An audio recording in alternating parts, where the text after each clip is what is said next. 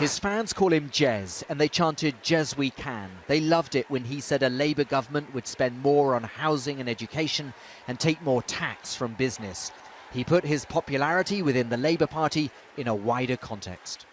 Across Europe and North America and elsewhere, people are fed up with a so-called free market system that has produced grotesque inequality, stagnating living standards and many calamitous foreign wars without end, and a political stitch-up which leaves the vast majority of people shut out of power. There was a standing ovation when he apologised again for the Iraq war, and he promised to stop British weapons sales to Saudi Arabia. But closer to home, an acknowledgement that Labour, having campaigned for Britain to stay in the EU, is struggling to come to terms with Brexit. We did not convince millions of natural Labour voters, especially in those parts of the country left behind.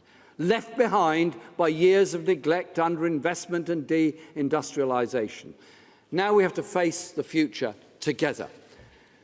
We're not helped by patronising or lecturing those in our communities who voted to leave. We have to hear their concerns. But this party is divided. Some loyal to the leader talk of removing or deselecting the many members of Parliament who don't support him. After the speech, a critic of Corbyn spoke of reconciliation. Unity has been the watchword of this conference, and I think people recognise that you can't threaten it. It doesn't come about through, threatening deselection of Labour MPs. Frankly, the only talk of deselection there should be is of Tory MPs. It comes about through understanding, through having dialogue on all the issues that Jeremy talked about in his speech. Here at the party conference, Jeremy Corbyn is a hero to thousands of people in the Labour movement. Just 18 months ago, he was an obscure backbench member of Parliament. Now, somehow, he needs to convince the wider electorate that he is a Prime Minister in waiting.